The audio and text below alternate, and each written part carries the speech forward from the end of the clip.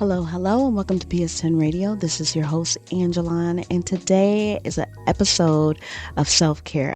I just want to briefly clarify what self care means on this podcast as well as in my coaching, Lotus Life Self Care Coaching Program, because I think it's so important for us to know that it is not selfish. The message is not to only think about yourself, put yourself above everyone else. Don't do things for other people. Say no to everybody. Only think about yourself. Elevate yourself first. It's all about you, me, I. That is not the message. The message is we want to start here. Change starts here. What you want starts here. Here is within yourself. Within yourself, if you are a Christ believer and you believe, you know God lives in your heart. Christ is in your heart. The Holy Spirit is in your heart. So we're starting here. The vessel that He has blessed and put together for us to live in all the days of our life. The vessel is what is going to be the tool that we use to spread the message to other people of whatever it is that He has blessed us to do in the way that He has blessed us to do it. The ways that God has blessed us to spread His message are through our talents, whether that be the talent of influence, the talent of music, the talent of writing, the talent of helping and serving, the talent of teaching. These are all of our talents. So we have to take care of them. But sometimes we can't take care of them when we feel overwhelmed, exhausted, emotionally drained. We feel taken back by the obligations that we have to do. When we abandon ourselves, when we dwell on the past and we don't heal, when we get stuck in the past hurts, when we don't forgive ourselves, when we don't even try to speak and use our voice for the things that we need, we kind of stump our own growth. We get in our own way. And that's why self-care is so important. It brings us back to ourselves. Come home to yourself. Rebuild that connection. Get back in tune with your vessel so that you can use your talent to serve God's purpose for you in this world. That is the purpose of the self-care podcast here. That is the purpose of the Lotus Life Self-Care Coaching. That is my purpose, and that's why I love to share self-care ideas on this podcast, and also even the parenting part of this podcast.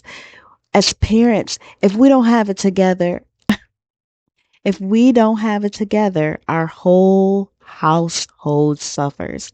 We are the foundation, whether we're a single parent or we are a couple and we're parenting or co-parenting.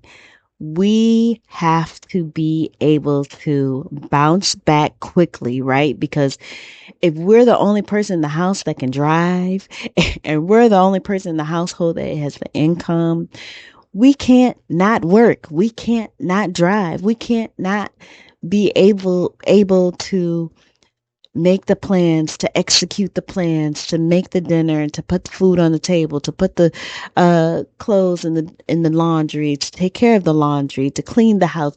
We can't not do those things because what happens is the repercussions come back on us because we are responsible for making sure the basics are done in the household. And I'm talking about parents of young children. Now, once the children start getting old enough where they can participate and help and they are responsible for their whereabouts and their coming and goings, and mostly that's usually adolescents, then they share the responsibility. But we also are the leaders and we still are responsible. Once it gets to where there are they are adult children, it is our responsibility to put our trust in God that what we have taught them and what He has given us to teach them, they are taking it and doing right by it. Even if they make mistakes, we made mistakes. Nobody's perfect. You're not going to be a perfect parent. They're not going to be a perfect child. So let go of that expectation now. I will wait. Take your deep breaths, blow it out in the air. Let go of the balloon string. Let it float to the sky. Let go of the perfection balloon. Let it drift and watch it disappear because there's no one that's perfect.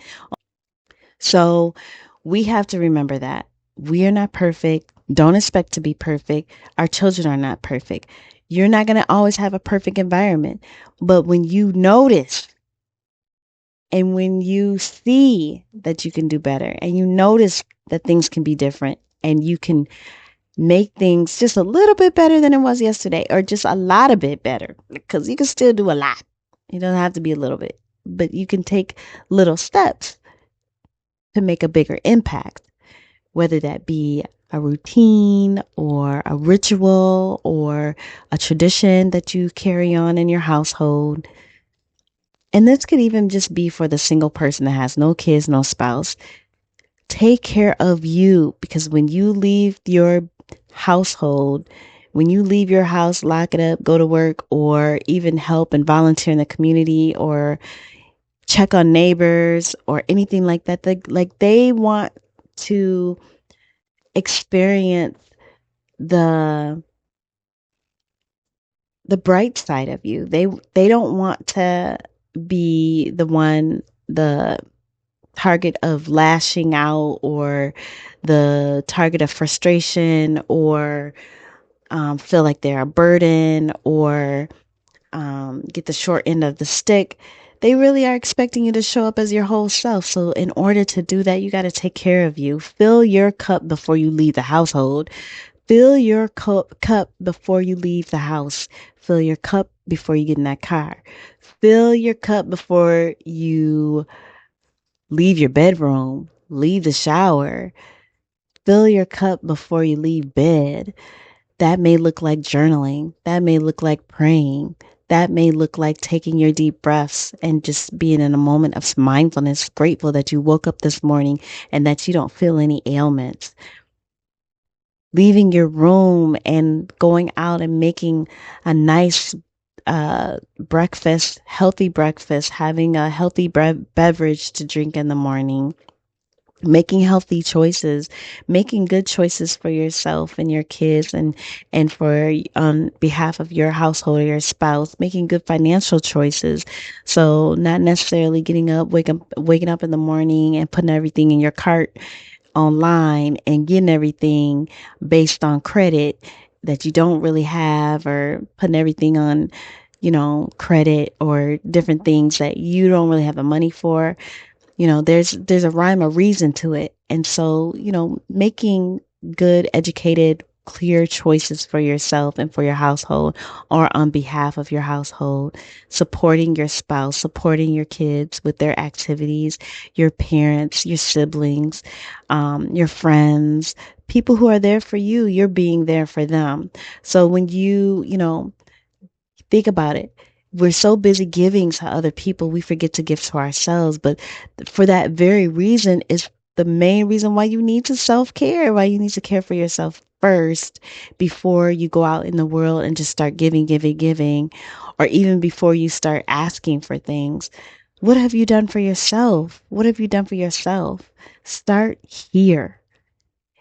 Everything that you manifest or that you attract or that comes to you or that surrounds you, it starts with you, your inner environment, your inner voice, your inner critic, your self-talk. Is it positive or negative? Like, where are you? Be mindful of that. Create new routines and practices. Support yourself. Give yourself what you need. And then go out and be a blessing to the world and show the world that, hey, I'm a leader. I'm changing things. And one positive step that you can make for the world or for people in your household or in your community or in your job in your neighborhood. I mean, that's huge. That's your purpose. That's your purpose. Start here and fan out. I hope that this has inspired you in some kind of way. As always, be the best you that you can be, one positive step at a time. Peace.